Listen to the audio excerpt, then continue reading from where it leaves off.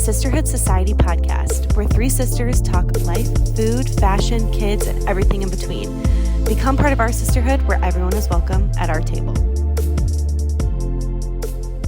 Hi, everyone. Welcome back to the Sisterhood Society podcast. Yay. We're so, as I have to say on every episode, we're really excited to be here.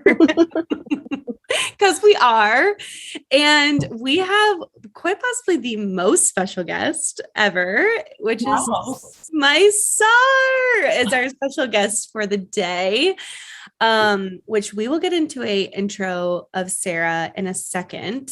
But basically, we have just been trying to decide on, fun people to bring on the podcast for you guys to hear from, people that are in our lives or have been in our lives for a really long time. And I think this is going to be one of my favorite episodes we've ever filmed because Sara is like our fourth sister. She's worked for us for how long? I think it's been like 6 years. Yeah. Wow. 6 or 7. She just turned 30 on Sunday. I was kidding. I was like, happy birthday. Are you 30? And she was like, I'm 28, you freak. No, she said it much nicer. But anyways, so we will tell you guys all about how we met Sara, and we call her my Sar, which really came from our cousin Walls. I started calling you Sar, and then Walls would always add my in front of everything. And Walls' real name is Brittany, which is very bizarre. Walls. That's a whole nother conversation. But anyway, so we're going to start with what's good in our lives, and then we will get into Sara's intro and all the things. So Sara, why don't you tell us what's good in your life? Okay. Well, January was a crazy month, and I kept calling it my month of fun because we had like 5 birthdays. My cousin was in town, and then we ended with my birthday on Sunday. I was like, oh, my month of fun. It was so amazing, but I'm happy it was over because I'm now I can just rest in February. So I had the best month, but now I'm very excited to just relax, not do a lot, and just enjoy the winter. Yes. Because Sara's not only a bride, she is the ultimate bridesmaid. Yes. I'm gearing up for this year of just 8 weddings and bachelorette parties and all of that. So I'm I just need to have 2 or 3 months of nothing.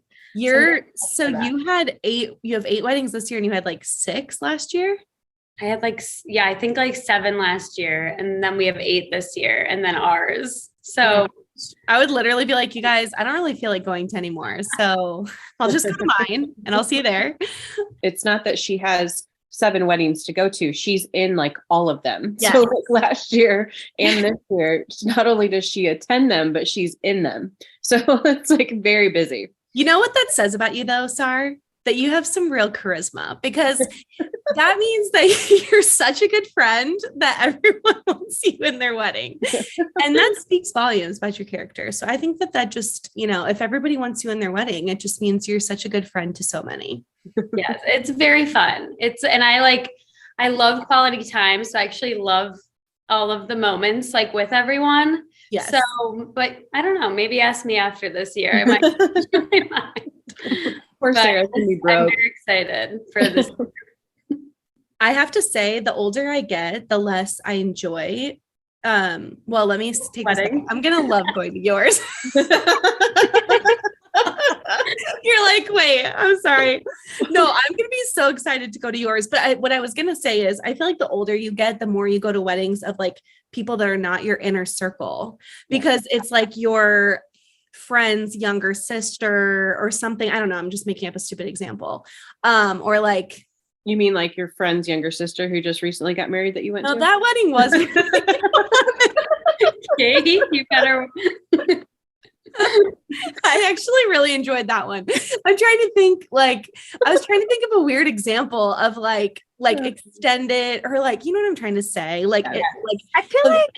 I feel like when you're younger, or if you haven't gotten married yet, or you just got married, going to other people's weddings is fun because you're oh, I should do that for my wedding, or oh, I should do that for theirs.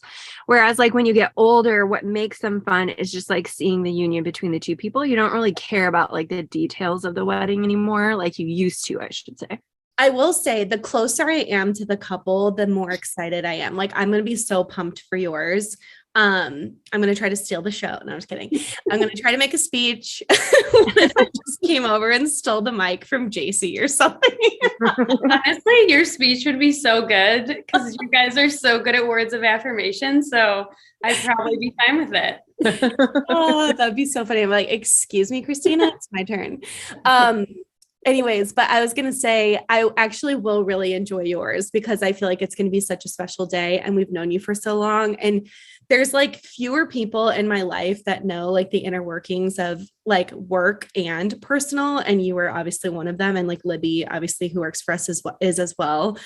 But there's like, you're so close when you work and do life together. And so I feel like you're like a family member getting married, which will be special. So anyways, I really will have a good time at your wedding.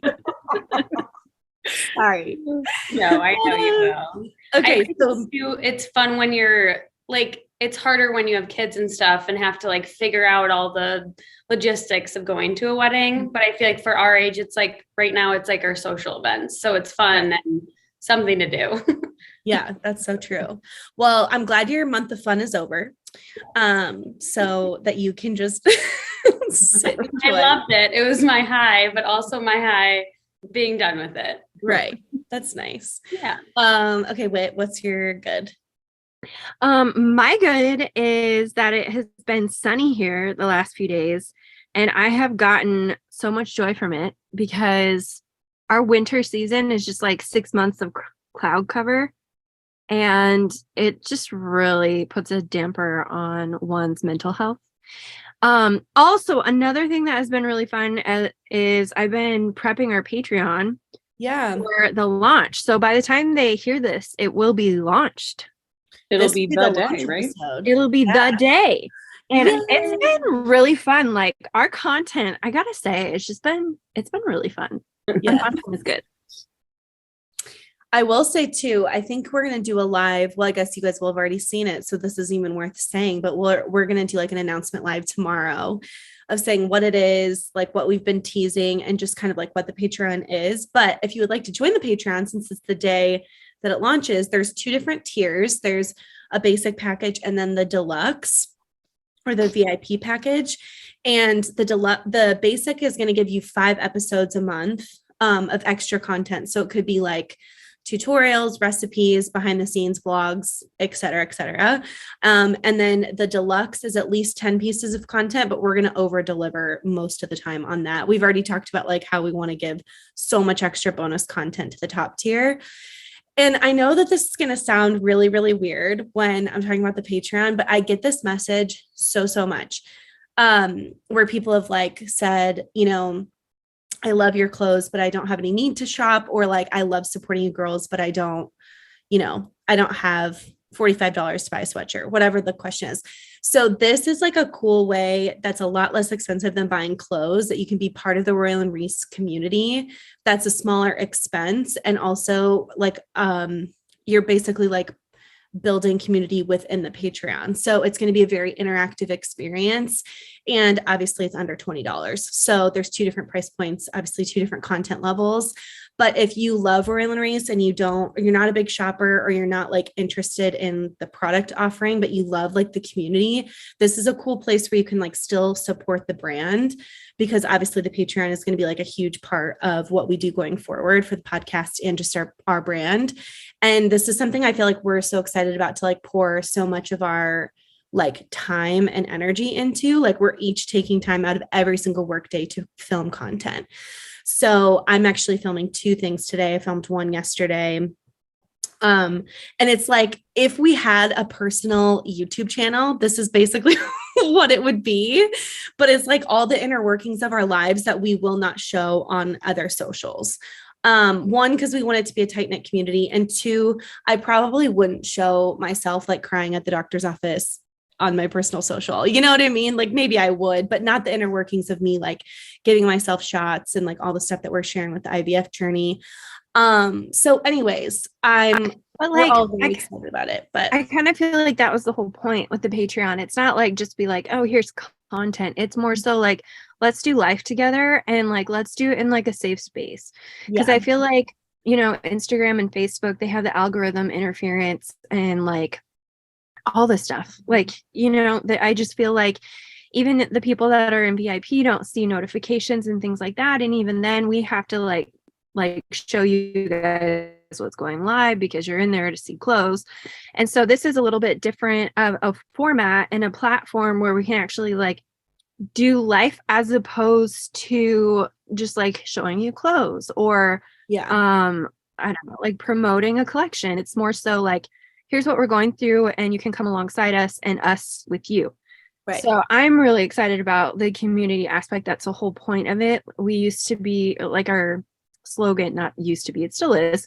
It's not about the clothes, but I feel like Facebook has really pushed the whole pay to play thing where you're not going to get the reach that you used to unless you pay for it. And even when you do pay for it, you're still not getting the reach that we used to. And I feel like, especially post pandemic, we're all really wanting that community aspect. And we've talked about that too. Like you'll probably see some of our promo videos where I actually start crying because it is like the most important part is to connect with you guys and connect with our listeners and connect with just other women. And I'm really jazzed about it. I feel like God is really going to use it in a really special way. And I'm just very excited about what's to come. I think that it's connection, not connected to a transaction. So obviously there's a transaction for the content on a monthly basis because we obviously have to, if we're investing time in our workday to do it, we have to actually charge for it because it's part of what we do. But it's not connected to like you feeling connected to us through the clothes. So it's a different way for you to support the business and support the community without having to buy clothes. So if you don't have a need for clothes, but you still love the Royal and Race community, this is like a really cool, tight knit way to one, make friends and two, get more like, I feel like this is the first time that you're going to see like more behind the scenes of the sisters than we've ever really shown, because it's the first place that we've actually have like an organized platform to do it, which I think is super exciting. So anyways, it was a really long explanation of what the Patreon is, but it's basically like an app on your phone that we upload video, mainly video content to. We might have extra like podcast episodes as well. And you just subscribe and then it's attached to your Apple ID. So it'll just charge whatever card is like on your Apple ID, which is very exciting. So the basic plan is $7.99. The deluxe is $14.99. Is that what we decided on? So there's two prices. So I want to say this last thing, and then I'm going to move on because yesterday I had become good friends with an author, and she bought some of the book merch sweatshirt. And she gifted one to a TikToker that loves her books and like promotes them. And then she bought one for herself. And she said, before you guys come at me about the price of a sweatshirt, because they're $49.99, because they're the sponge fleece, they're like the super cozy, high quality sweatshirts. She's like, when you talk about supporting a small business, everyone always says like, of course I love to shop small. But then when you see price points attached to things, then you start to be like, well, maybe I don't care about shopping small. But she was like, but you have no issue going to like Red Lobster and spending $50. I thought that was such a funny analogy because she was like, you'll go to Red Lobster, but you won't buy a sweatshirt for $50. But I do think that it's important. And this is something I have challenged myself with so much with any of my transactions is that like, is there a community or a person that I could buy this from instead that's not Amazon, because that's what makes communities or families like us be able to survive. So I don't buy my books on Amazon if I can buy them locally, even at Barnes and Noble. I'd rather buy them at Barnes and Noble than Amazon because Amazon's already getting so much business. So it's a cool way that you can like, shift your mindset. And again, if you're not a big shopper, it's a cool way to support this community and be a part of something that I feel like is really going somewhere. So anyways, Patreon signups are today, and we're going to be doing a giveaway, which we'll announce on social media. Okay, Tara, what's your good? Sorry, that was a really long tangent. Well, I went out to dinner. I help Rachel and Abby, two friends of mine, with their events sometimes. Like we go and I shouldn't say I help with them. I work them. And so that group of girls got together for dinner last Saturday night, and there's like 7 of us. First of all, I'm shocked that the date worked for everybody on like the first try. Yeah. But 2, we got together and it was just one of those nights where you laugh so hard you're just like crying. Like it was just like good for the soul, so fun to be together, like good to catch up with everybody, but just like laugh till we cried. So it was just a good night. That's I had great. a good time. Obviously, my good is that I started IVF officially. And when you're supposed to be doing something like a diet and then you dream about eating Oreos, I feel like I'm like, I blew it. I keep having dreams that I like forget my shot or like forgot a pill, but we've been super consistent. We have like alarm set, but I started shots last Saturday night. And then had my first checkup yesterday and they said everything's growing perfectly, is her words. And then I have to go in tomorrow for my second check. And then I'm going to start taking a drug called Cetrotide, which actually helps you to not ovulate too early. So she claims that I'm going to start to feel really full, which I haven't felt that yet. But basically your ovaries go from like the size of a walnut to small, like oranges, full of follicles that have microscopic eggs in them. So the eggs get bigger as the follicles grow, but my follicles right now are 9 millimeters, which is what they're supposed to be. And by like tomorrow and next Monday, they want to see them in the teens, which that's so small. It's like so weird to think about. So next week is egg retrieval. Phil will have to give a fresh sample. We all know what that means. I have to tell you guys the funniest story, and I'll only say this on the podcast because it's so funny. But I wear so I've never we've talked about this before. I've never taken a nude. I would never take a nude. And it's always been this like joke because I always we were talking about how we would we're nervous. We would like send it to our dad or like our father-in-law or like brother-in-law. And so, oh shoot, what did Phil say? Phil. Oh no, I just remembered it. Okay. So I wear these bras from Nordstrom that are like not cute. And I always wear nude ones because if I'm wearing a white shirt, I just don't have to think about it and be like, dang it, I'm wearing a black bra. So, when you wear black shirts and then like the armpit of your bra starts to get like darker because it's like rubbed on like darker material. Okay. So the other day, my bras are like not old. They're like maybe a couple months old. And my bra was on the floor and Phil was like, these bras like have seen better days. Like you need to get a nicer bra that's not so like ugly and granny. And he's like, these bras have seen better days. And I was like, they're not old. They just they darken. And so last night I was like, oh no, I just remembered when we go in for egg retrieval, you're going to have to give a fresh sample. And I was like, do you want me to take a picture in like a nice cami? And he was like, because I was saying I wouldn't take one in the nude. And I was like, or I could wear like a cute bra. And he was like, not the ratchet granny. Oh my gosh, you're not going to take it in the ratchet granny bra. But the way that he said it, he was like so excited. Not the ratchet granny. Oh my gosh, I literally laughed until I cried. And I was laughing so hard. And I was like, well, these bras are not that ratchet. And he was like, yes, they are. You need to wear different bras. But if you have big boobs, you don't care. You just want to wear something that if you do a jumping jack, your boobs don't move. And that's really what I'm aiming for. So anyways, are you guys all muted? I'm not. I was going to say you need to have like a separate, you can have your everyday bras and then you can have like your fun ones for your husband. Yeah, but I have no need for a fun bra. I just want them to be strapped and hoisted down, I mean, yeah, the fun ones are not for functionality, they're just for like a quick little peep, I have some, but they're just up on the shelf. We don't talk to them. We don't know them. We don't get along. You should bring them out to play sometime so that your poor husband doesn't get excited at the fact that you won't wear a ratchet granny. Throw him a bone, Kate. Throw him a bone. I'm crying. Not the ratchet granny. Oh my gosh. It literally is just the way he said it and what he said that made me laugh so hard. So anyways, I don't think a lot of men listen to this podcast anyway, so it's fine. But Okay, so anyways, we're gonna dive right into our intro and questions with my Sar. So Hey. Sarah, why don't you tell everyone a little bit about yourself? Okay. Well, I started working for Royal and Reese when I was in college. My friend was actually asking me last night. She was like, "Were you a sophomore?" And I was like, "No, it was senior year," which is funny because I felt like it was like my whole college, but it was really only my last year of college. So I was in college my last year and I worked for them and did an internship for them. And I would come to Tara's house and in her dining room and like fold shirts. And I had to like count all of them. And we had no like packaging system. So I would just have to like have her check my work to make sure I was like sending out the right orders. I always remember that.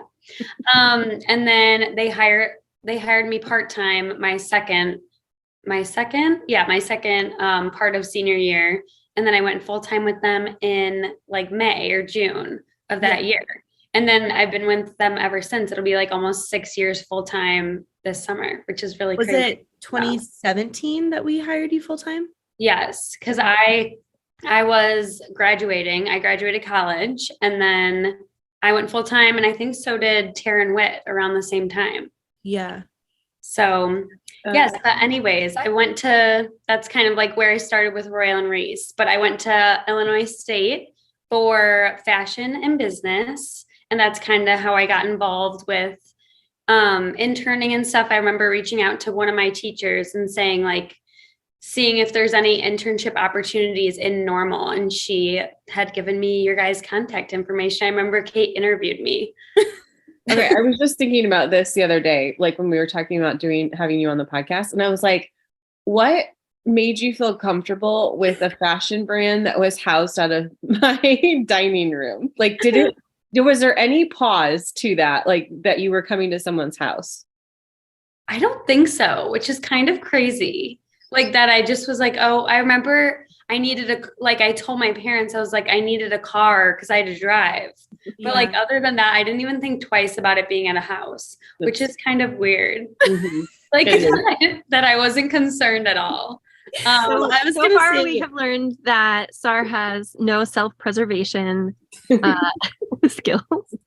Well, I was going to say one of my first questions. Well, first of all, you're from the suburbs of Chicago. Yes. And you're from a very Italian family that likes to wear bras and calendars. They like to wear calendars. That's just how we talk. There was I've never heard that before until working for you guys. And then I started working for Royal and Reese, and everyone would make fun of how I talk. And I'm like, we are from a 2 hours difference of like, I'm so confused how we like talk so different. Well, your mom especially has more of like a Chicago accent. And it was was it me and Jaden? We're at your house and we were making her say words. Yeah. She just like went along with it. I think we're like, Donna, we're like, Donna, say bra. And she's like, bra. And we're like, Donna, say calendar. And she's like, so confused the whole time we're asking her. And she's like, Sarah, why are they asking me this? But she went along with it too, though. She was just like went along with it. She thought it was great. Yeah, she's so fun. Your whole family is great. But what I was going to say is you're getting married. So I was going to give you more basic facts about your life. So you live in downtown Chicago. I live downtown in Chicago. And I'm getting married this September. I've dated my fiance for like 12 or 13 years since high school. And yeah, that's pretty much all you need to know. I'm trying to think of other fun facts. You were with us for, I don't know how many years before we met JP, right? Like it was probably at least 4 years. Yes. Well, 4 years. You guys thought he wasn't real because I would talk about him. And then you're like, is he real? I was like, yes. And then finally it was a Christmas party. He came. Well, because he conveniently couldn't come to some of the Christmas parties. There was like he was busy. Yeah. So we were like, I don't think he exists, Sarah. I think you're just making him up. Also, I have a very important question for you. Okay. Are you able to actually call JP's mom Jill yet? We are working on it. We are really working on it. I don't know if that's also a Chicago thing because all of my friends call their significant others' parents Mr. and Mrs. But I know like that's not really normal. But she did say like, call me Jill. And I'm like, okay, I'm trying really hard. But then in person, it just feels so weird because it's someone I've called Mrs. Finan like for 13 years of my life because I knew her as like I was a baby. I was 15 years old, you know. So it's a really rough transition. I'm trying really hard.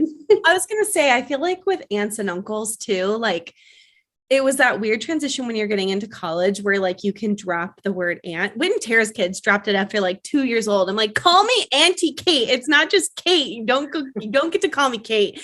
And they call Phil Uncle Phil. And I'm like, it's not Kate, it's Auntie Kate. And they all still call me Kate. And I'm like, have some respect on my name. I'm just kidding. But I remember getting into college when I'm really not that mad. When I would drop, like if you were seeing your aunt, you would just call her like Cheryl instead of aunt. But I still feel like I say aunt or uncle in front of all of my aunts and uncles. But it is a weird thing to like your whole life, like, you know what I mean? Say one thing. Well, I think then when you're an adult, you probably should drop the Miss aunt, uncle. Yeah. Do your kids call each other aunt and uncle? Like they say Uncle Isaac, or do they just call him Isaac? They call him Isaac. Yeah. It depends on sometimes I feel like because I usually say Uncle Isaac and Auntie Whitney, but I feel like it's hit or miss if they repeat it. I know Chi-Chi still calls you Auntie Kate because every time I'm editing in the last few days, she comes in, she goes, oh, Auntie Kate. Oh, Auntie Tara.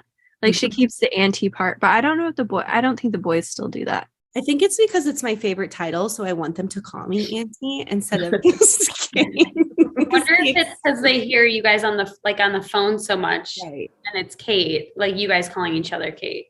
Yeah, like when we're talking to Phil's family, Phil's mom will say, I'm on the phone with Aunt Julie. Like she won't say like I'm on the phone with Julie. She'll say like her sister, like. So maybe it's like ingrained because you're like, they'll be like, who are you on the phone with? And you'll just say, I'm on the phone with Kate. I don't know. Maybe that's why. It doesn't really offend me. I'm being funny. Well, I think we should talk about the fact that we had a group of two interns before Sara, the summer before. So Sara was with us in the fall and we had taken them to our screen printer and to our, the gal who made all of our leggings. And Sarah's internship started like a week or two after I had Briley. So it was a really busy fall. I was on maternity leave for part of it and things like that. And for whatever reason, we didn't get a chance to do that during Sarah's semester. So we felt like we should make it up to Sara to take her somewhere. And so we had gotten asked to, which is now a total scam, but we had gotten asked to do a gifting suite for the American Music Awards. Yeah. Is that what it was? And so we had asked Sara to come along. And that was basically our apology. Like, we didn't take you anywhere this semester, but we'll take you to California, which is where our parents still lived at the time. And so we flew out there and had a couple days in LA. And that's when we went to the Fashion Mart, right? We did all that? No, that was a different time. Well, I will say too, it's probably so unrealistic thinking about this now because like Phil's internship, he sat in a cubicle and like logged like files. You know what I mean? Like we were like, we got to take her to LA so she loves us still. Like Phil's internships were so boring and literally no one talked to him. They just like stuck him at a desk. But I feel like our interns, I just remember being an intern and I was like, I always said this, but I was like dying to have a good experience because for the most part, especially with fashion, you're doing it for the experience. Like Phil interned at like the Opry and then like Sony, like those are like such huge companies where like they don't really need interns. It's just for the sake of them helping like colleges, locally. And so I feel like as a fashion intern, though, you're actually trying to find places that like you could see yourself being in the future, not necessarily always with that company, but being like, could I work for a small fashion business? So I always felt like we did a really good job with our interns and put a lot of time and effort into a lot, like all the programs. I feel like you did, because I feel like you kind of helped head that up. Well, Sara at the time too. Yeah, Sarah. I mean, once Sarah was on, she definitely helped us with that. You actually helped shape the whole program, I feel like, because you were like, from personal experience, this is how I would like it. Yeah. But I feel like when Tara and I were still working full time with our dad's company, and so I feel like I was kind of removed from it. So much so that I called Sarah Sam for about 3 months before I realized that wasn't actually her name. And I never like really remember you calling me Sam. Maybe like once, but I also maybe you called me Sam to like Kate and Tara, but I never remember you like fully calling me Sam. So I feel like by the time we got to California, which is like, you've been with us for several months at that point, I finally figured out that was at least your first name. I didn't know your last name. Like, well, also tell the story. Let me tell the story of all time. Okay, so Sarah had been with us for like 3 months. I was kind of removed from the interns a little bit because I was working from home and training on like my day job. Then I would come over a little bit, but I feel like we didn't have a whole lot of interaction, because if I did come over, then Tara was helping me train, because I had just essentially not just... And you were super pregnant. Like you were... Oh yeah, I was pregnant with... Pregnant. Yeah. So just for the record, we didn't have interns, plural. We had intern, which was Sarah or Sam. So there wasn't a lot of people to meet. So no, there was not. But the two girls that were before that, I really didn't have much interaction with either. And so I was like, okay, well, she's only going to be here for like a semester or whatever. And she can like, Kate's kind of handling that. And then I'll focus on like my day job and then work on Royal Nurse when I can. At least that was my excuse. And I'm really bad with names. And so anyways, I thought Sarah's name was Sam for about 3 months. Even called her Sam on a few occasions and forgot that like Tara would correct me. And I just couldn't. It's like once I knew her name was Sam, quote unquote, it would not change. It's kind of like when we called Mika Micah or Micah Mika for like the longest time. It's like you just can't transfer it out. Okay, so anyways, by the time we went to California with her, I finally knew that her name was Sarah. But then we were in California, and this was at the time that a lot of like VIP ladies would like, or like people on our Facebook group would like want to be like friend us. And I didn't know, like, if I didn't know them very well, I like wanted to make sure I knew who was like. Your Instagram was private. I think that's what it was. You had a private. My Instagram was private. I was very private about my stuff, mainly because I wanted to keep my kids like protected. Now it's public, so I don't care as much anymore. I mean, I obviously want to keep my kids protected, but you know what I mean. Anyways, so we were sitting in my parents' family room in California. And I got a friend request and the picture was really small, so I couldn't tell who it was. And I was like, Sarah Hayes asked to be my friend, and I'm not sure who this is. But like when Kate and Tara... No, that's not how you said it. You're like, who's Sarah Hayes? And no, that's exactly how it went. I literally like sank in my chair. I'm like, oh my gosh, why did I request? Poor Sara is in the corner. But I like couldn't see your face. I didn't realize your last name was Hayes. At this point, I'm just like, you know what? There's no way I'm going to be friends with this girl, because she already knows that I can't remember her name, and she probably already hates me. I was like, there's no turning back on this. And now I feel really terrible.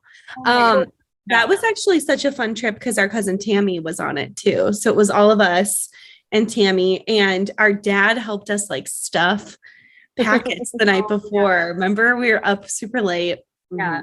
I do want to say, I did not like ever feel that I like how you were saying we had to make up for it. I was like, I had the best internship. I like loved it. And then you guys mentioned bringing me to California, and I like freaked out. I was like, oh my gosh. Like, I thought it was the coolest thing ever. I was so excited, which it was. I remember Kate texted me and was like, I know this is really weird, but like, there's only a couple bedrooms. Do you care if we share a room? Like, if not, I'll just sleep in the like movie theater. And I was like, oh my gosh, one, like, what kind of house is this with the movie theater?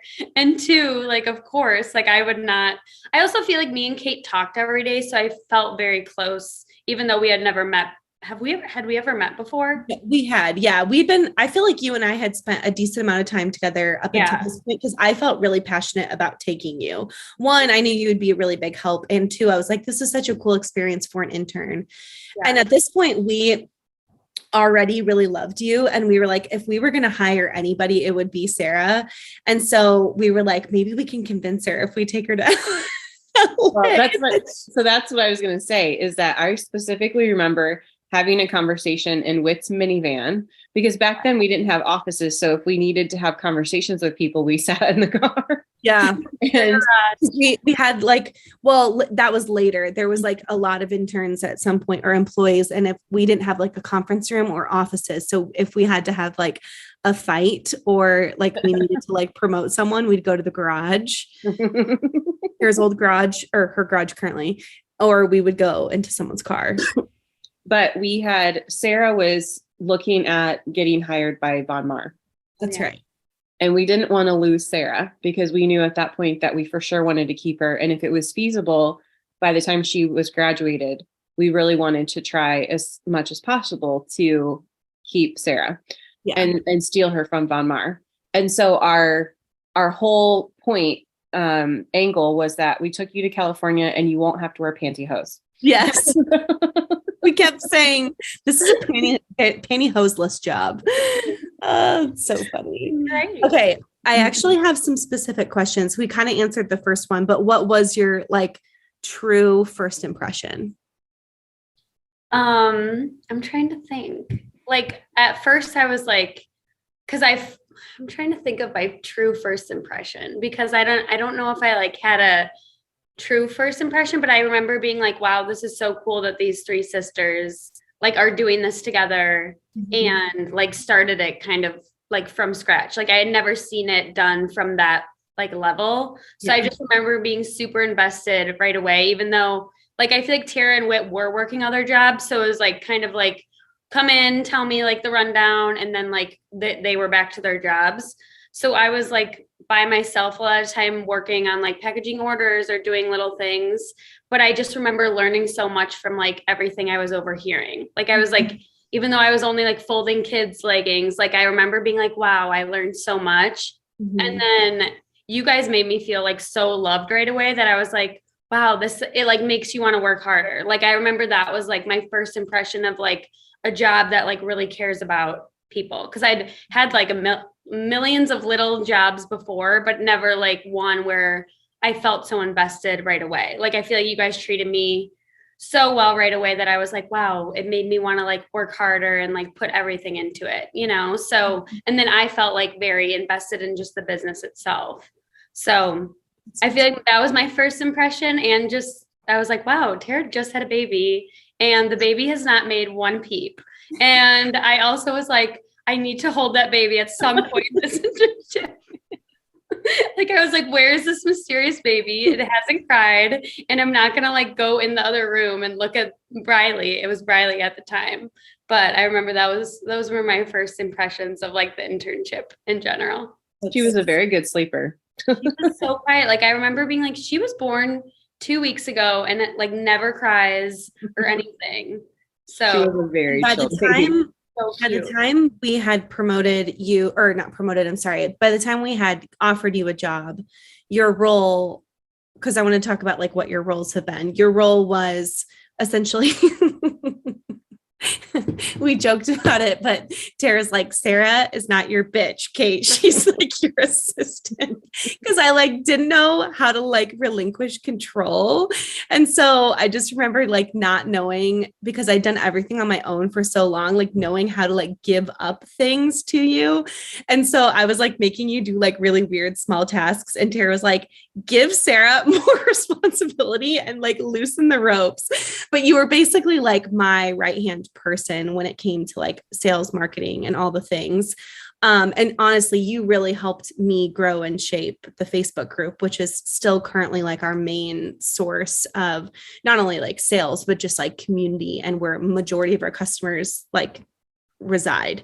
And I feel like up until this point, it was really hard to know exactly like how to like divvy up my time because I was feeling really like pulled in a lot of directions. So I feel like and this is what you've always been for me, like all the things that I lack, Sara is good at, which I have so many things to say during the compliment game, but Sara really is like what we're not. And that's what I feel like has always made you like the fourth piece of the puzzle, because Tara is a very organized person and I'm organized in my life, but in a like a traditional like spreadsheet list type of person. My brain doesn't work in spreadsheets and formulas. It works in like ideas, and I'm much more of like a visionary, like our dad. Like I'm an ideas person. I'm not like an executor when it comes to like I hate pulling photos for sneak peeks.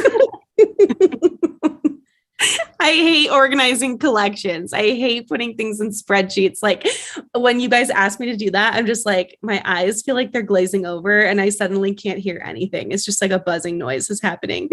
But Sara really did like step in to a role that like was so needed and has been from the very beginning. Like you've always been the yin to our yang because you were the admin that kind of has always like held the glue together. So yeah, so you went from that, and then you and I kind of always have been like partners essentially, but more in the recent. So we promoted you once we got more employees, we promoted you to the exec team because you were like a department manager, and then you became part of the executive team, which means not much more other than like your payroll was higher and you were in a group chat with us three. I think so. You guys hired me. So I did my internship for a semester. And then at the time I was working at Apricot Lane in downtown Bloomington, which I loved. And I think that's why I loved you guys so much, because I love the setting of like a small business. Like I couldn't really see myself in the corporate world. And when I was applying for jobs like at Von Maur, I was like, well, for one, you or Whitney and Tara weren't full-time yet. So I think in my head, I was like, I would love to work for them down the road, but I don't think they're at a point where they can hire me before the three of them are full-time. Right. But this is kind of funny because in my Von Maur interview, I remember all the questions I like answered relating to what I had learned at Royal and Reese. And it's funny because I had worked at like other places for so many years. And it was like, wow, I've learned so much just from doing like such kind of like, as an intern, you do a lot of like tedious, like folding and counting and doing things like that, like orders. But I had learned so much, and it just was like, wow, I love this company so much. And I love what I'm doing. And I love, like, I just want to be a fly on the wall of like every little conversation that's happening with the business and stuff. So, and then I ended up quitting my other part-time job and then working for you guys part-time, but I was more like overseeing like all the orders and stuff. And it was at Tara's house. And that was a semester I feel like I was so involved. Like I would literally just skip classes to work because I wanted to work. And you guys were cool with it. You're like, okay, like, sure. Like not pressuring me to, but I also was like, they don't care if I'm not going to my classes. Like they already wanted to hire me, which is so funny to like think about. I still ended up with very good grades, but I just would be like, if I can miss this and just go help them get the orders out, like it's great. But then you guys approached me and I went full-time after. And I think like right away, you guys put me on the executive team. And I was like, wow, this is not a lot of pressure, but it's like a huge role and like a huge shoes to fill right away, you know? And then I took a month off for a trip, and then I came back and we had like a whole team of like interns, part-time people. And I was like ahead of all of them. Like not ahead of, but you know, like managing them. Sure. And Yeah. I remember coming into it being like, wow, I just came back and I'm like in charge of managing all these people. Like it was great, but it was like definitely like a learning experience for me. I will say though, it's so crazy to me because you were like 22. Yeah. I would have been, so wait, how old are you right now? 28? 28. So I would have been 26. Yeah. I had management experience, but like this was, I mean, and Tara obviously had managed people before too, but this was a lot of people to manage. And so we were pretty young to be managing 15 people at once, but I never once thought about your age. Like you went into that role so seamlessly. And like, there's been a lot of people I feel like that we tested out in management roles and they had come to us and said like, I don't think I want to be a manager. Like it is one of those roles that like you have to really like love people and want to have good relationships with them because it is so difficult to like manage people and do it in a respectful and a loving way. And I've never once like ever felt like you were afraid to have tough conversations or manage people in a way that they felt really like respected and loved. Like even you being 22, like you did it so easily, which I feel like was so admirable, and everybody loved you. There was never an employee that we've ever had that didn't adore Sara, which just made you such a good leader, even if you were managing people that were 20 years your senior, which I think is, again, speaks volumes of your character. Thank you. I appreciate that because I did feel like I was like, it just tested me. And I feel like I got such good experience right away, you know, that I would have never gotten anywhere else. And I feel like I learned so much just from managing people. Because I do remember being like, wow, these girls are I was just in class with them like a semester ago, and now I'm managing them. And I mean, I'm glad, you know, like I feel like it taught me how to have like that good, like managerial, I don't know, like how to manage without being like too harsh or too lenient. Like I kind of had to put like a barrier between us. Like we're not like just friends anymore, you know? So I feel like that was difficult for me because I'm like you and I want to be a people pleaser, but I'm like, I'm now like put in this position. So they, you know, they see me as being able to do this and I want to be able to manage. It's so weird to think about now that we literally have like no employee dynamics at all because we have like no employees. But I feel like it was a good season for all of us to learn because now we're all so close and it's really just us foreign libs. And then Savannah and Maddie are part-time. So we don't really have like teams. Everyone's just like their own department essentially. So there's no like, oh, I have 4 people underneath me that I have to approve like PTO requests from. Like it's you're just yourself, like you manage that whole department essentially.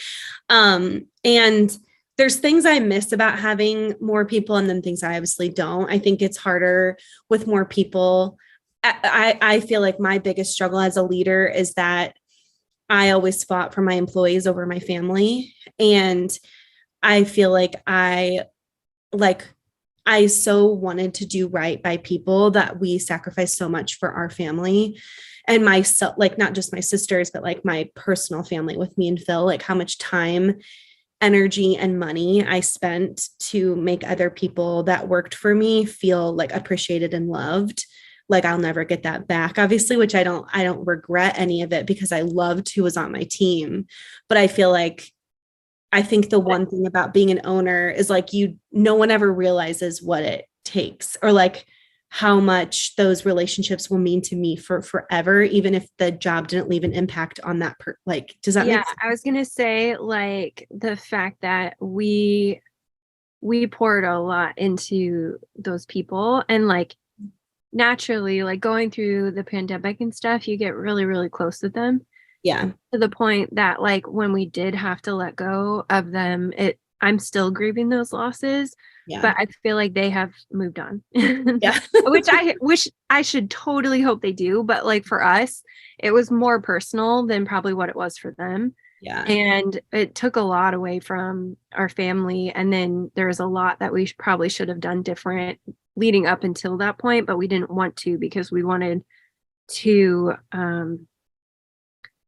we wanted to like be there for the people instead, which I mean, to each his own. Like there's always a million ways to, I don't know, go about things. Like to the point where most companies, when they're not making enough, they lay off people and we just took on debt so that we could keep people's jobs. I mean, like it was, I wasn't going to go there, but let's go there. Like literally there was multiple times where like we weren't making enough for payroll and we should have laid off a lot of people multiple times because we just had too many at certain different seasons of our business. And we kept thinking like, oh, we're on this upspin, we'll do more next month, whatever. And obviously algorithms played a huge role in this, but like, I just remember feeling so protective over the women that worked for us. And just like, I felt this like intense like vulnerability of wanting to like create a job that they really like, one, love to be at, and two, could like be a mom and like have a family and a place that they're really proud to work for.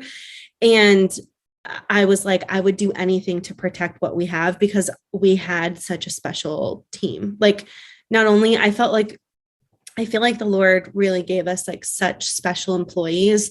When we used to talk about like how our employees would work so hard for us, people would be like, how do you find these people? Like, we really did have such great girls for years. Like, and we got really lucky with who we had, and yeah, and how they helped build like the foundation of what Royal and Race is today.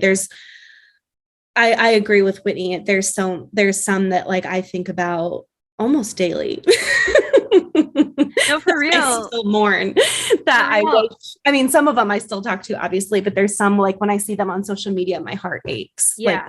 Like, well, because like when you have to lay off people, that's not a fun conversation. And when you're so close with them, yeah, it feels like a divorce. Like, and there's no way of being like, hey, let's still be friends. Like, no, you literally just crush them, and they have to like now pick up the pieces and try to find like a new job and like and whatever. And you're still like, but I miss you. Let's be friends. That just doesn't happen. And I've been praying for just like redemption over like just relationships. Not that like we can be close with everybody like we were before. Like, there's just no way about that. But like, yeah, it was extremely difficult. And like, I feel bad for Sar because she was over all of those people, and then and was equally close to all of those people, and then we were just like, all right, sorry, they're gone, so we have to move forward. And she's just like, what? And everyone's job changed. Yeah, I mean, actually, one of the questions I had, I shouldn't say that made it sound like we were really flippant about it. We were for sure not. We were crying and everything, but like, I just feel bad because Sar was kind of in the wake of all that. And this grand scope of it, I don't know if we really shared with Sar because we didn't want to freak her out too much. And but yeah, Sar kind of had to come up behind us and be like, okay, how do we move forward from this? And we're like, we have no idea. Like, let's figure it out on our own. Well, in all fairness, Sara was in Mexico when one of them happened. Yeah. And I had to literally call her in Mexico and was like, I just need to give you a heads up, like this is going down. And so, poor Sara, do you want to talk about how every time you go on vacation, we make major changes to the business? Like, do you have PTSD from that? I think a couple trips. That was one trip when I went to Mexico. And I remember because I had to call you guys from like JP's phone or something because I didn't have cell service or whatever. And JP was like, he's like an accountant. So he's like doing all the math in his head. He's thought I was getting laid off. So he's like, how many months can we like live in our apartment without like, I was like, no, but this all happened. And then I went to Europe once, and I think like you guys were like, we're switching the whole business minds, or like the whole, I don't know, like how we did things. I forgot what it even was, but we just joked that I have PTSD of ever like leaving and going somewhere. But I also feel like that's like, I'm used to like the change. And I just feel like as a small business, you have to pivot when things come up. And I feel like I'm like, even though I love structure and stuff, like I've just known like, this is what we have to do. Like I need to go with it, you know? And I do feel like for the layoffs, like you guys are hard on yourself as to like, it's not like you took away that whole experience of someone working there, because I do feel like they all look back and are like, had such fond memories of working for Royal and Reese because you guys treated everyone like family and like a best friend. And I do think that's what made it so much harder than in any other, like any other layoff or job. Yeah. I know. I do feel like you guys put a lot of pressure on yourself. And I think a lot of it needs to be like taken off, you know, because those people had learned so much And even, if I got let go tomorrow, I do feel like I would have been so blessed by like the years of memories and what I've learned and all of the things. And I don't think getting fired is not easy at all, but I do think you can't take away the times that we had and like the times that they had with Royal and Reese and have learned and like everything that you guys did. So I do think it needs, like, for your guys' sake and moving forward too, that it doesn't need to be something that you guys feel this like shame or anything else, because I don't really think any other business or business owner would put that pressure on themselves, but it's because the environment that you guys created, because it was so special. So I would piggyback off of that. I think that's something that like in prayer, we've just like come out of agreement with is the word shame. I think that's why it's so emotional, is because like when I just like reminiscing on the beginning of the business, it feels so sweet. And then, I feel so sad because like there's names in my head that I would die to be friends with right now. Like that if I could repair the relationship, I would. Like, I think about texting this one person almost daily and I talk myself out of it because I'm like, she doesn't want to hear from me, or like, I don't deserve that relationship anymore. And maybe that's too candid to say on a podcast, but there's these people that were there through the fire with you. And I think building basically what is going to be our family legacy, they were there for. And that's why it's so special, is because it's not like you're another number, like you work for corporate Amazon, you know what I mean? Like that doesn't feel like your job had like a lot of weight in the same way. Like when you work for a small business, you're like, man, I feel like I like matter here. And the truth of the matter is every single person that had worked for us did really matter. Like what they contributed mattered, what their relationship meant to us mattered. And like, I genuinely like cared for them like they were my kids, which is so weird to say. So I feel like, I think that I ache over the lost relationships more than I do like, no, because I know like it's cool to be able to see people on social media and see them like be successful in another role. And I think it's also like, we don't want to be presumptuous to think like the job they had with us was the best they ever had. Like there's definitely like brighter futures for these people that doesn't necessarily have anything to do with us. And there was clearly like a path written for them with the Lord that like they were supposed to be released to do that. You know what I mean? So I don't want to discount what God's doing in their life. It's more just the memories of it all that make me really sad, because there's a couple of girls that felt like sisters that like I want to share like my IVF journey with and like text them stuff. And I don't feel like I can't, you know what I mean? Like someone I've battled life with together. I feel like they were my family. So it's just, it's like a weird, it's a weird thing to talk about. It's a weird thing to be a part of, but I think we would have liked to have it so that if they were to have left, it would have been on their terms and not like the way that I think the reason there's always been this shame that has been carried with it is that it feels like we failed them. Yeah. And so because it was so close knit, it feels like, what could we have done differently? Why didn't we see this? And it's not that we didn't see it. It's just that you were trying to do everything you possibly could to change it. Cause it wasn't like everything completely came out of left field. It was stuff we had been talking about internally for a while. And like, okay, well, this has got, all this stuff, this is where we're at. This is what's going on. And we just probably didn't make the hard decisions fast enough in the moment when we needed to. And then unfortunately it just became like, Mack truck. But I think we all have felt like we would have loved we understand that anybody, if they do leave us, especially because there's been a couple that have left now and are thriving in other positions. And we're so grateful for that. And it preserves the relationship because it was their choice to leave. Whereas when we've had to make the choice, then it feels like that relationship is extinguished and like you don't know how to repair. I just remember, and I won't share too much of this because obviously this is private, but I just remember you said, I'll never forget, we were on the last FaceTime and Tara said, I promise if there was one more thing I could have done, I would do it. Like we've done everything that we know to make it better. And like, if there's anything that I could do, to change this outcome, we would have done it already. And I just remember one of them was like, we know. And that like gave me confirmation that they were like, it's painful, but like at least they knew that we always had their best interest in mind. Does that make sense? Like we really did fight for it. I feel like harder than you would ever have known. Like there's so much that we've never shared that we can't, obviously, and wouldn't in a public forum. But yeah.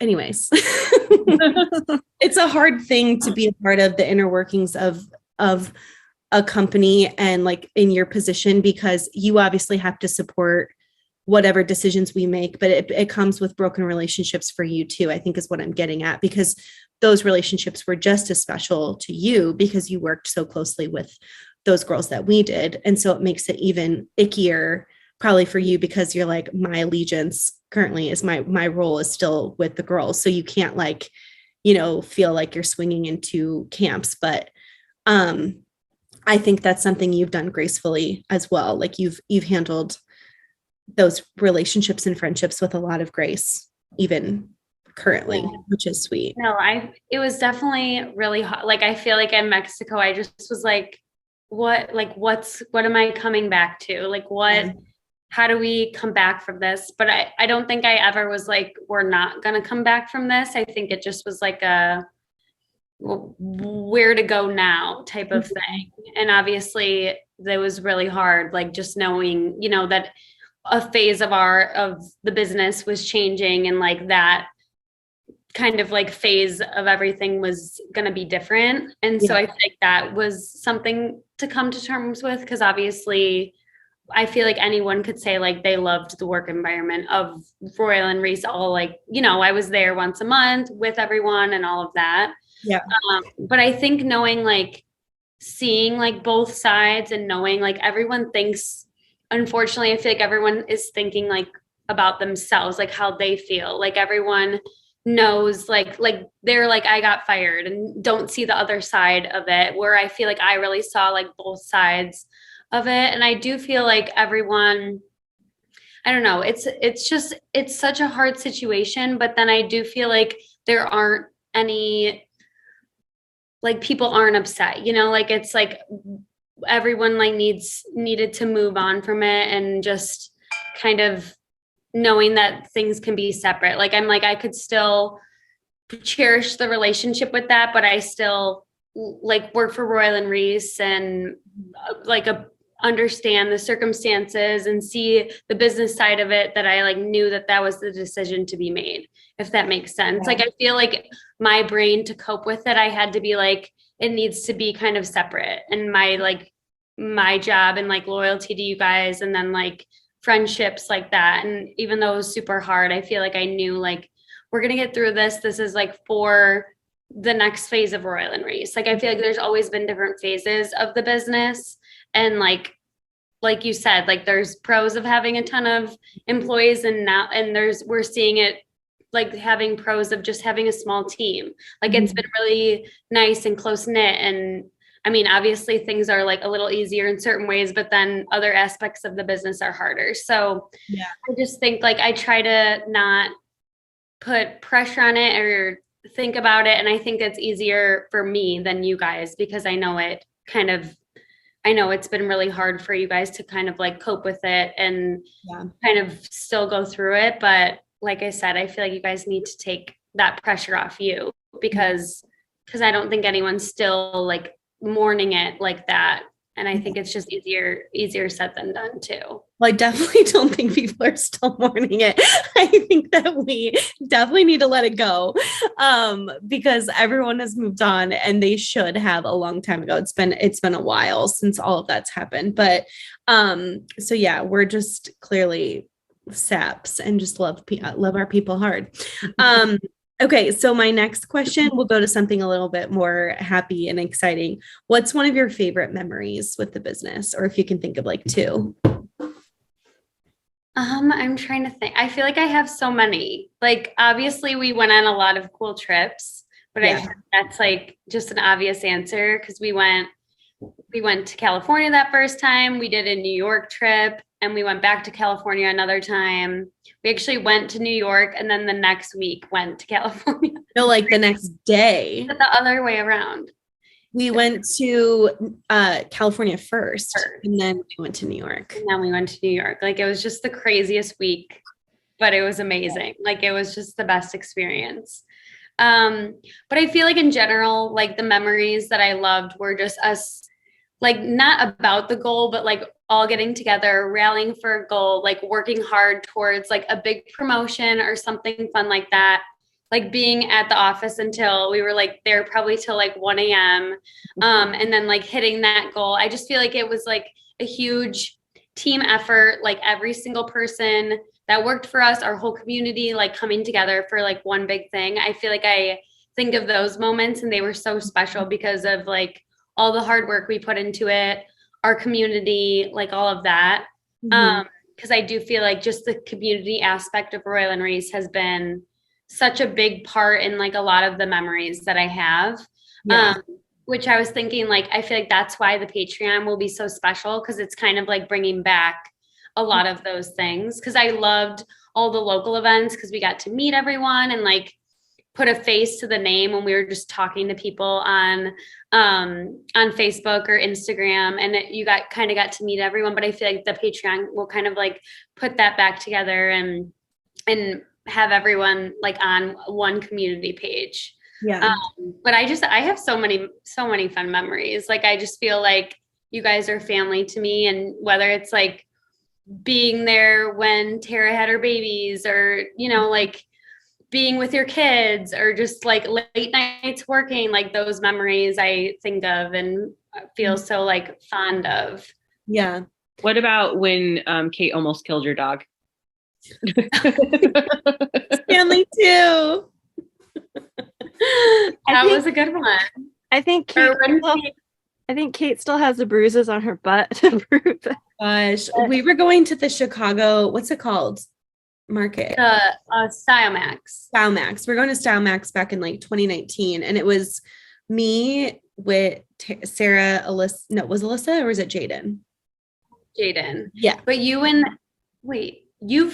flew in and I picked you up, and That's then you stayed at my parents. And then Jaden, I think, rode up with Tara and Whitney. And so, at this point, Jaden had become like a lifer in the business. We had promoted her to the exec team. So it was the 5 of us that were running. And then Alyssa was kind of like our next right-hand woman. Like she was pretty much like an extension of the exec team. So Alyssa and Amanda were kind of like in the throes of everything with us. But Jaden, oh gosh, I was just thinking about what Jaden was saying about my butt later. But anyways, I was trying to get my suitcase down the steps, and your parents' old stairs were like wooden and they were like slippery. And you had just asked, do you need some help with your suitcase? My suitcase probably weighed like 65 pounds.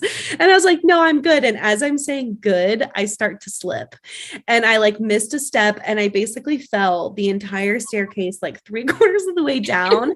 And Stanley, is he Maltipoo? He's a Maltese Yorkie. So he's really small. A Morkie. He was under my feet because he was like upstairs with me, and then he was coming downstairs with me. And I, the entire time, kept thinking, I'm going to make it to the bottom of this step, and I'm going to lift up my suitcase, and Stanley is going to be underneath my suitcase. Like, I'm going to kill this dog. Like, that was all that was running through my head. Like, nothing else besides like, oh my gosh, please don't let my suitcase land on this dog.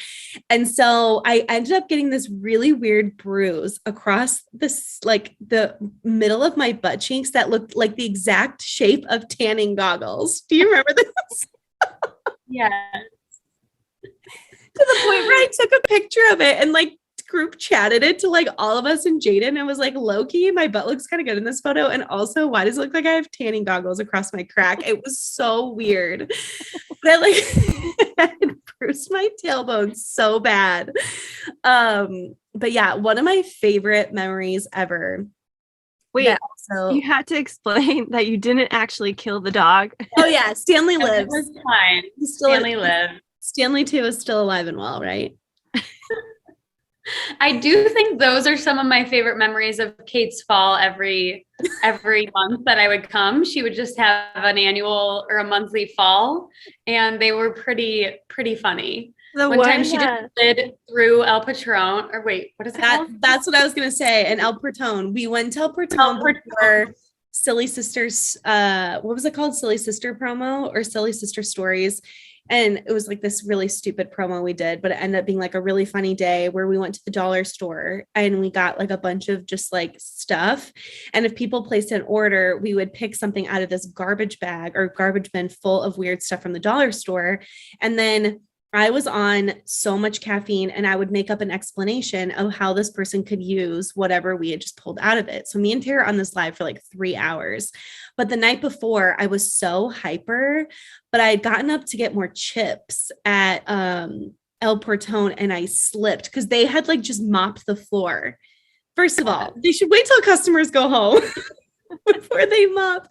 And I like knocked over chairs and 2 full tables. Like I literally you just slid across and like the tables and chairs just pushed out. And it was only like us 3 in the restaurant. It was me, you, and Jaden. And like, you just landed on the floor. And I was like, did Kate like break something? Like, I thought you had like broken a bone or something. Cause the fall was so bad. And like so chaotic. Cause everything just flew across the restaurant. And I think, I don't think it was Yesenia. I think it was her mom was like, is there something that you're looking for? And I was like, I just needed some more chips. Like I was trying to get a refill of chips. Oh my gosh. But later that night we were on a live and I still have the video on my phone because we screen recorded it. And I've never seen Jaden laugh like this before, but we were saying sister before everything, like silly and sister, because we were really trying to drive home the promo in the morning that it was called Silly Sisters Stories. And so we were talking about like all these things. And I was like, you guys, sister slipped tonight. And Jaden has her knee up and she like jammed it down and starts like crying. And then her whole body is convulsing and she hops off the couch. And then you're like, Jaden, I've never seen you laugh like this before. But I literally saw the video. We were like, I've never laughed quite like that live video that we did, except for the nipple hair video. That one I also laughed really hard at. One of my all-time favorite things ever was when Jaden would get a funny bone because literally she had like such a contagious laugh that you couldn't not laugh along with her and like Kylie. It's the funniest thing ever. Her and Walls like at the office would get really hyper and just do really weird things like the entire time they were working. And my favorite memories are always like when Walls would come into town because she would just rile everybody up in the back inventory area. It was just like so wild. I would like follow them around. My job had nothing to do with whatever they were doing, but I would like follow them around just because they were so funny. I know. I loved like hanging out with people at the office when it wasn't necessarily like always doing work. I think like I miss the memories of just like all being together, like you said, either for a promo or if people were in town or if we ever had like the big meetings where everyone, like even when Libby was there and like everyone was together and Nikki would come from Chicago, it was like a big just like party. Those were the best when like all of us would come in at the same time. What is something that you don't like about each sister? Okay, this is like her worst nightmare. Yeah, I did that on purpose. I'm not answering that. I'm just kidding. I thought it would be funny if you could like roast us. Do you think I would be good at a roast? I would be so bad at a roast. I thought it would be funny if you could be like, okay, Kate, I really hate when I ask you to send me a text only blurb and you don't answer me for 3 days. Except I just straight up, I'll just send you multiple texts. I'm like, I know Kate doesn't like get annoyed by it. And I'm just gonna be like, hey, Kate, can you, the message you'll be like, yeah, right away. I'm doing it now. And then it'll be like 3 hours later. I'm like, I'm just going to ask her again. I know when she probably just got distracted. Or when Sara preps email campaigns and then like 30 minutes before she gets off, we switch everything. And we're like, okay, this is going out tomorrow at 9 a.m. Hey, Sara, it's 10-4. Can you switch that graphic for us? I think about all the time. We used to have this group chat that was Walls, Jaden, me, and Sarah called Price Check, but Sarah accidentally named the group Pricks Check on accident. And so every day Walls thought that was so funny. So she never let it go. So forever we were Pricks. It was Prix. And then I had like a green emoji check. Every morning Walls would be like, hey, Pricks, can I get a price check? And I would always say in the chat, yeah, let me go pee first, is what I would say every day. And then I would never price check. And it was like, I think Walls quit because I wouldn't price check. Like literally, I'm pretty sure that's probably why she put in her notice, because it was like a 3-year-long joke that she'd be like, are you still peeing, my Kate? Or she calls me Tater, my Tater. She'd be like, Tater, are you still in the bathroom? Tater, did you fall into the toilet? My Tater, are you getting these prices? And she would literally remind me like 7 times a day, and I would never price check. And finally, at one point, I think I just told you to start finally price checking after like 4 years. But now I don't price check ever because I won't get it done. But it was something about having to look at the little screenshot of the spreadsheet and then go and look them up each one and be like, my mind would just be like, I don't want to do that. So I'm not going to. It's kind of like when I asked you like 4 days in a row to upload your that was hard for content. Me. My Patreon, she'd be like, can you please upload the Florida videos? And I was like, yeah, I'm doing it right now. And she's like, did you upload them? I'm like, no, I have to pee. Kate goes, I can't do it from my phone. I can't upload it to Dropbox from my phone. And I was like, do you not have the Dropbox app? Because there's an app? You mean there's in my defense, I did try to download the Dropbox app and it never went through 3 times. So then Whitney said, airdrop yourself the videos, and then it worked. Yeah. Okay. So you went from being an exec team. So now what is your new role currently? So right now, I'm doing all of our every 3 weeks. No, I feel like I've been doing this for a while now, like almost over a year. Yeah. Well, actually, it's been longer because Tess has been gone for a while. Yeah. So I've been doing mainly all our emails. So all of our email campaigns and flows. So overall, like email marketing, but then I'll help with other admin type things, plus marketing in general. Like I'll work on our business page. I'll help Kate with our Facebook VIP group, sometimes like Instagram a little bit. It's just a little bit of everything. And then prizes. I'll usually do like our prizes for all of our customers, which I feel like it always makes me feel like Oprah, because I'm like giving away just fun stuff to people. Like the amount of stuff we give away to give back to our customers is amazing. So that's always like kind of a fun job for me. So our new like day-to-day, well, we try right now with doctor's appointments. It's been a little wild, but we try to have a morning meeting with us 4 and Libby. And Libby's my sister-in-law, but she manages Instagram and does all of our graphics. So Libby's sister, Tess, worked for us. And basically Tess was like a jack of all trades because she could do basically anything. So she started in inventory processing, moved into sales. Eventually we found out she was really good at like video and editing. And then she taught herself how to use like Photoshop and started making all of our email graphics. So Tess was doing that like part-time after she had her baby, but then she got a job at the church that they go to in Atlanta. And Libby had kind of said like, hey, Libby was already making graphics for Instagram. And she was like, I feel like I'd be good at Tess's job. So essentially Libby has become like almost like a full-time graphic designer.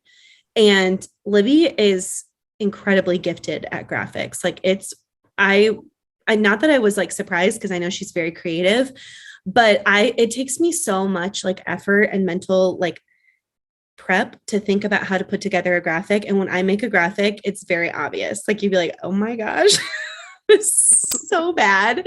But there's an effortlessness to her work. So we map out like segmented emails, all of our marketing campaigns for the week or a couple days, really realistically. And then Sarah puts together like a plan and maps out essentially what graphics Libby needs to make for them. So that's the main time we connect. And then the rest of our workday is really through text for the most part.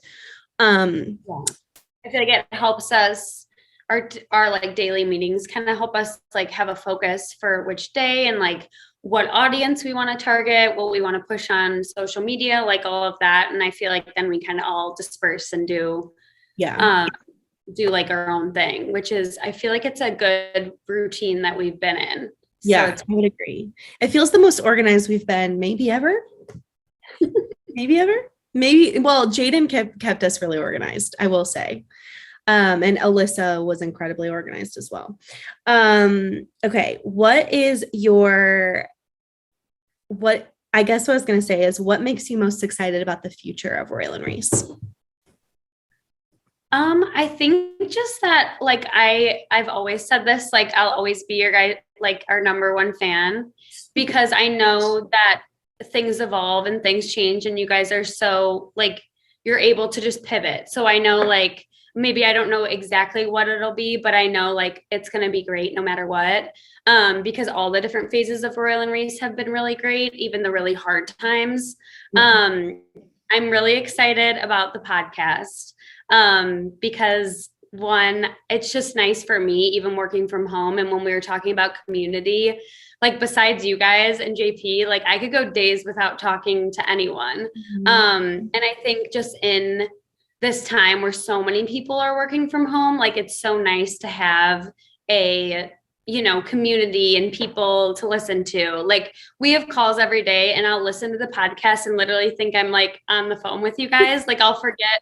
Like you'll text me and I'm like, wait, I'm listening to you guys talk right now. So it's been really fun. Like every Wednesday I'll post about it on our socials and then I get really excited to listen. So I feel like the Patreon's like a very new, exciting thing. And I think it's really fun that you guys have been so excited about it. Like I just feel like I see such a spark in you guys too, about doing it and being able to like have this new phase of Royal and Reese. So I would definitely say the podcast, but just in general, everything I'm really excited about, because I feel like we're kind of getting in a groove of like having a small team and what we're working on and all of that. I think what I've been most excited about in general is that there's a lot less like pressure on what the business was going to look like. And I feel like for a really long time, we were trying to look like other boutiques instead of just being like, we are who we are, and this is what we want the business to look like. And I don't mean that in a negative way. I like that we were doing something wrong in the past. Like it was good to strive to being like a boutique that, takes their own photos and all that stuff. But I feel like this is the first time that we've stepped into a season where we're like, this feels the most like us that maybe it has ever. Like we're going after things that we're really passionate about. That's not doing it to please anyone else. And the entire like focus of the business is the customers. Like, how do we create this community that like includes them? And then I was saying for you and Livy and Savannah and Maddie, like, I know Maddie has other plans in life, but what I have always desired from the beginning, and I told you this right before we moved out of the office, is like, regardless of what we're doing, that we could have a space for you to like have a family, and that like it's a job that can like grow with you and mold with like your lifestyle, your life with JP. And I feel like in the past, when the business was so crazy, like Sara and I clocked a lot of hours, late at the office, working crazy hours, like traveling nonstop to Bloomington to be in the warehouse. Like you said, training, probably over 100 interns in 4 years. Like we just had like, those years are so sweet, but there was so much going on, and there was no way you or I could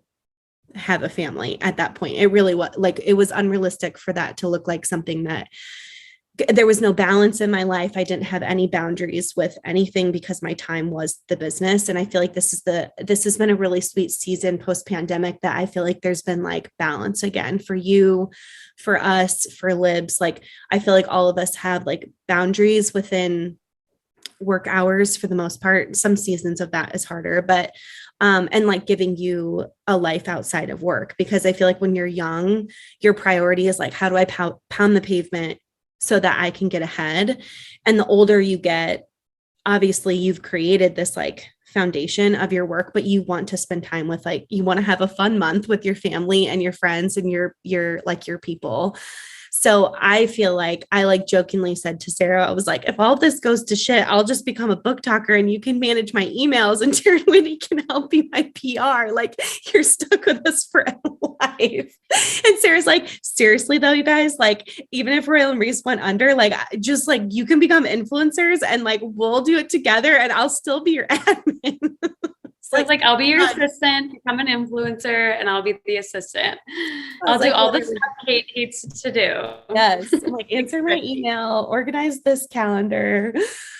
No, I do feel like that's been, I mean, it's obviously been nice. I feel like we did hustle for so long, and obviously you guys way more, but that's what was needed at the time. And I feel like I loved it. Like, I thrived on it. And then now I'm like, I am enjoying like the, you know, like the freedom, and I'll like go on a walk right at 4 or something like that. And you guys have been so amazing. Like, I was like, just so you know, I'll have a lot of PTO next year. Like, I was getting anxious about it. And you guys are like, just get your work done. Like, you're amazing. Like, all of this. And I'm like, this is like what most people dream of having in a job, like just having the freedom to like get their work done, work their hours, but also have freedom to like run and grab lunch or grab a coffee or something like that. Like, I just feel so lucky to have, you know, this opportunity during this time. Like, I feel like some people, like you said, may work till they're way older to be able to achieve that. But I feel like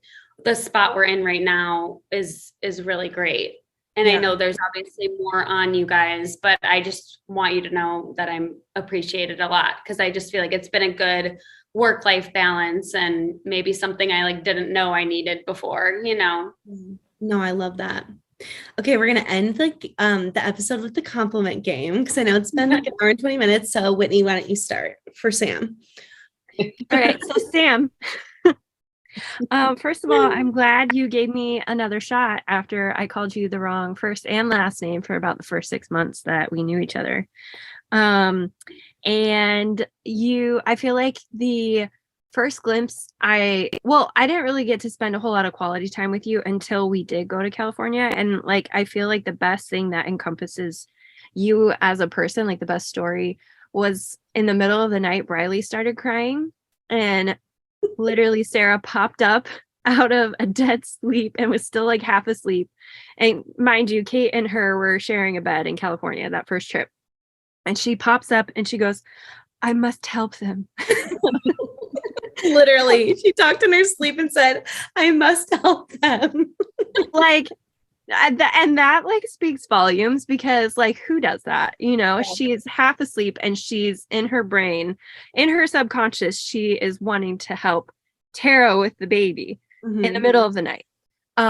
So she's always, Sam has always been so sweet and so intentional with her time, and is always looking for ways to help you out. And I think that's why you have so many friends, because you just willingly give up your time and like pour into people. And you're just the sweetest little thing.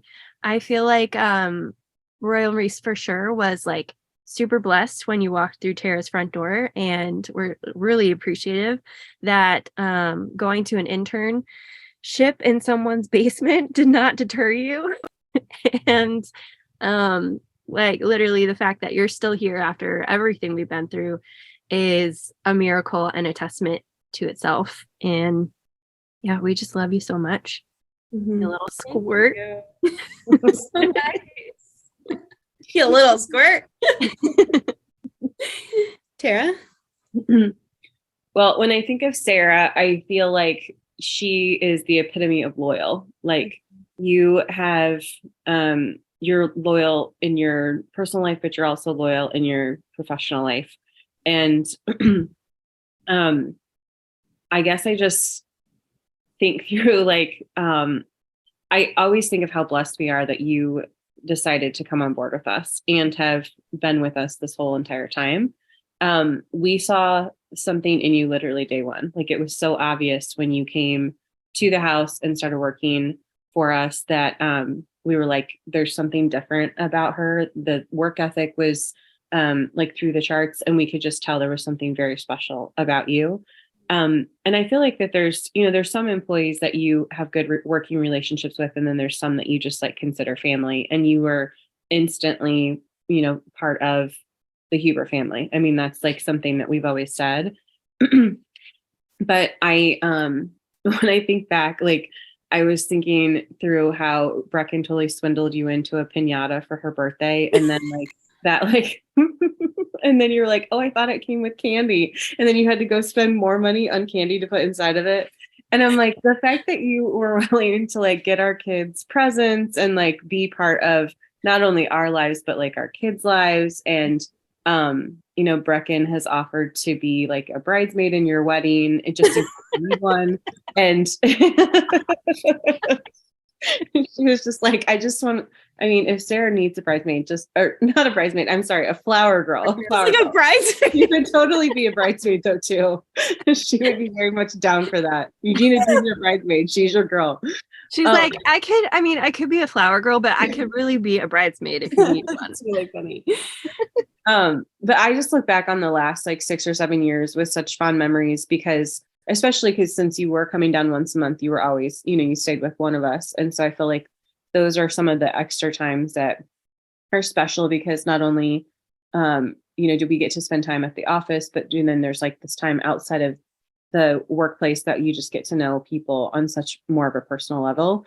And typical, Sarah, she would be like, if you guys want to go out for a date night, I'll totally watch the kids. And Brian would be like, heck yeah.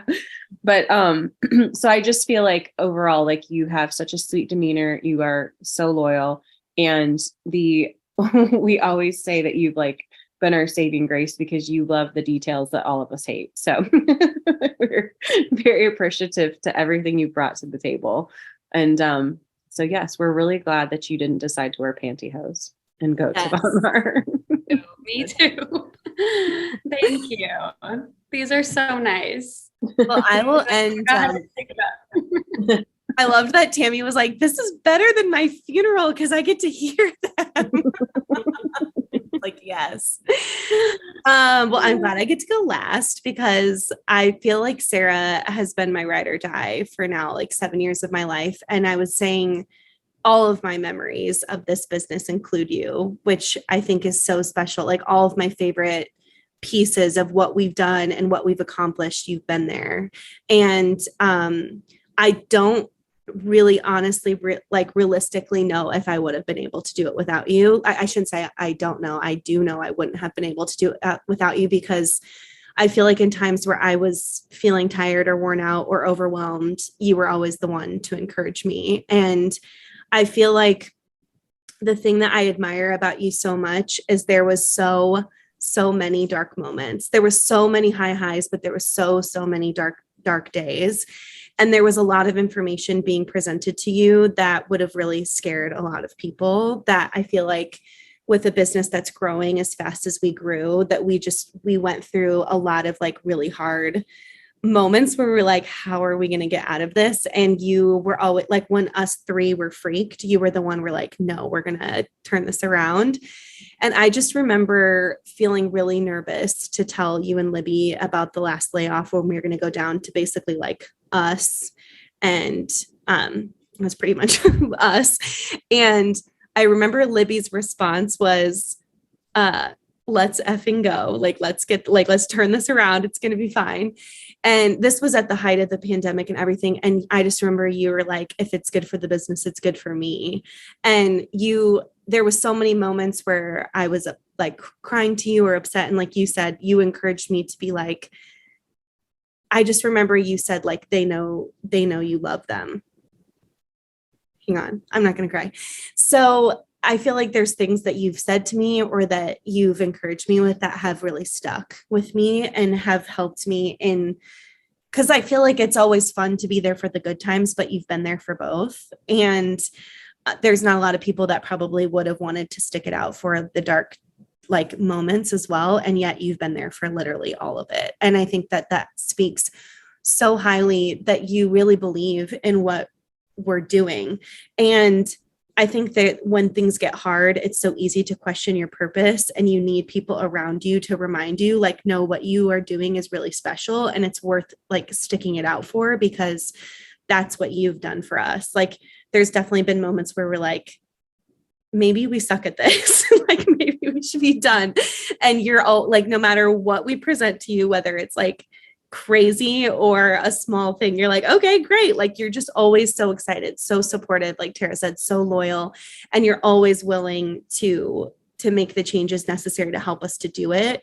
And I just remember like telling Libby at Christmas like a bunch of the cool stuff that like God was doing in the business, and the first thing she said was, have you told Sara all of this? And I was like, well, I plan to. And she was like, I just find it so encouraging to hear like where we're going. Cause she's like, I feel like if you guys aren't talking to us, that like something's going on.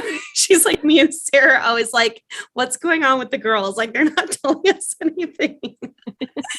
And you guys definitely are like so supportive and sweet, regardless if we're super present or not sharing tons, you know? But I feel like at the heart of it, like, you have been really a glue that has held us together. And so I'm just really grateful. I know that it's hard to say thank you for how much you have done, because there's really no blanket word that will ever cover all that you have sacrificed and have done to make our business what it has, and what you've done for our family. Like, truly, you will never get to hear how much gratitude we have, because there's so much you've done, and like in a thankless time.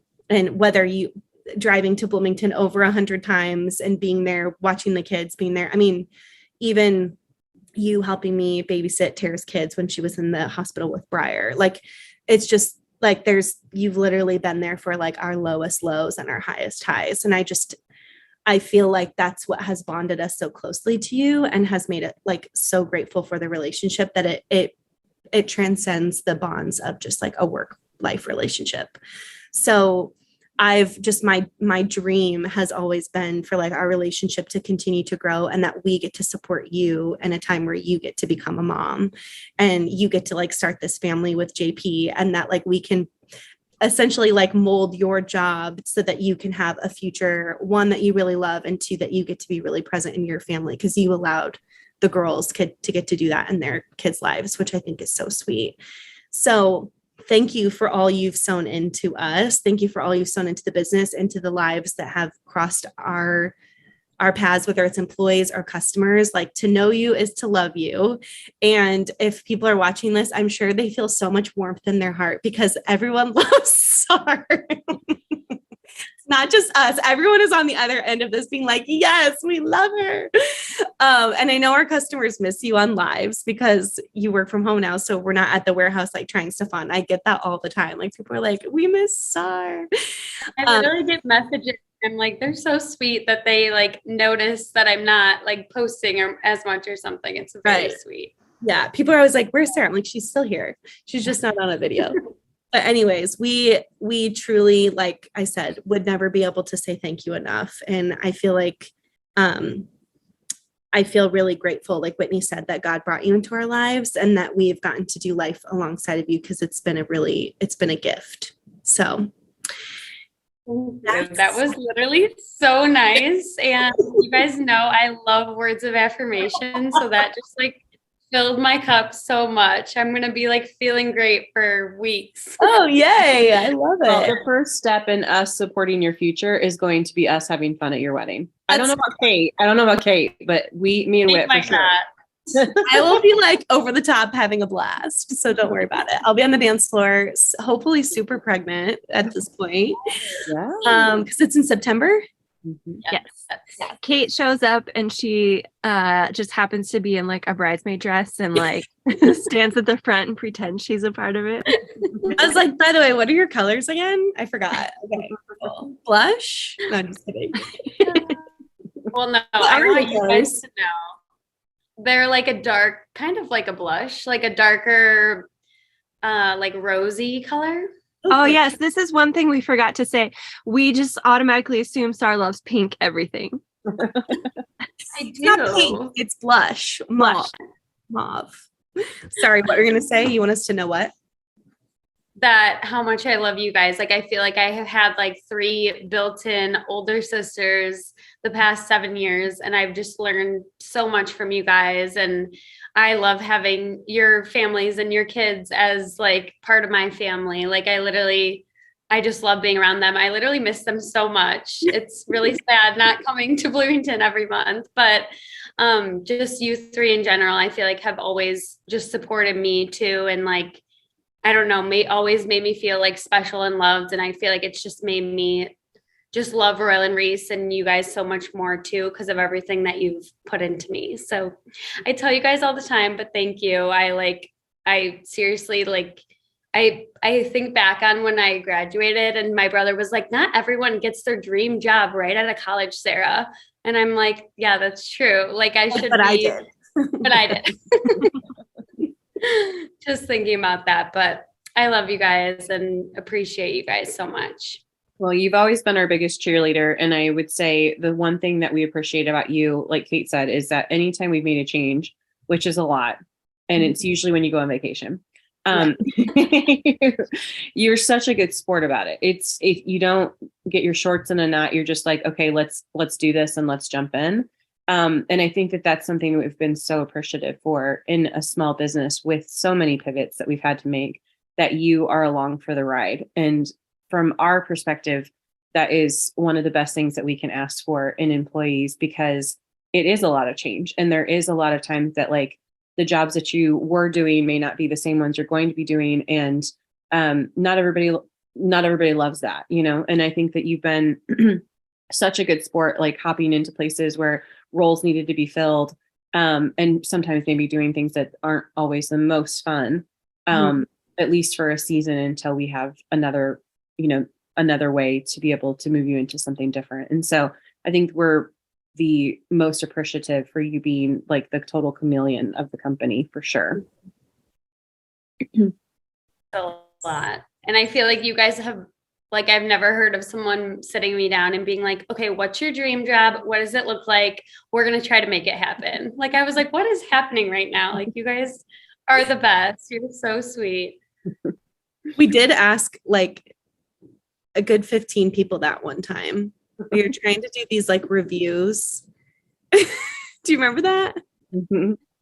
Yes, I remember that. Yeah, but that is something that I really care about, because I feel like that when people are doing something they love, they work harder, you know, like if they really like, I just remember I tried to hire Amanda to do web management and she was like, I'm a photographer. I was like, oh, okay, amazing. Like, I didn't know she shot, you know what I mean? And she was an incredible photographer. Like, she's like one of the most talented people I think I've ever met. And she's a videographer and an editor, and she's amazing. But I literally offered her a web management role. And if she didn't tell me that she was a photographer, I would have never known that. So I actually really appreciate when people are like, I think I'm good at this and I can help the business. And there was a lot of people, I shouldn't say a lot, there was a few people that were bold enough to say that to us, that actually was really helpful in the long run for the business. And that's something that you've always been, not like in a gross way, but you've been candid, have been like, I feel like I could benefit the company by doing this because I feel like I'd be really good at it. And I actually appreciate that, because I don't want to guess and put you in something that like you don't like, and then you're in turn not going to do well at. So I feel like that's a life hack if you're an entrepreneur, you know? Anyways, okay, guys. Well, this was a super sweet episode. There was just like Very our business, high highs, low lows, tears, smiles. I was nervous, but this just feels like one of our FaceTimes. Literally. Like yeah. We're always like, hang on, I gotta pee. I gotta fill my water. Briggs is in the background asking for chocolate. No, Mockolet. He wants Mockolet. Oh my gosh. Okay, guys. Well, I hope you enjoyed this episode. I'm sure you did, because Sara's such a lovable person and she's so easy to listen to and to look at. You know what we should do is have Sara, for the top premium content, do an ab workout, because she's got some really nice abs. That's not where I thought you were going to take that. Not a bad idea though. Literally, and smoothie recipes from Sara, because she's really good at the smoothies. Anyways, we love you guys so much. We're so grateful for you. And don't forget to sign up for the Patreon so you can get more of us, more of this on the Patreon, more unfiltered conversation and our life. We love you, and we will see you in the next one. Bye.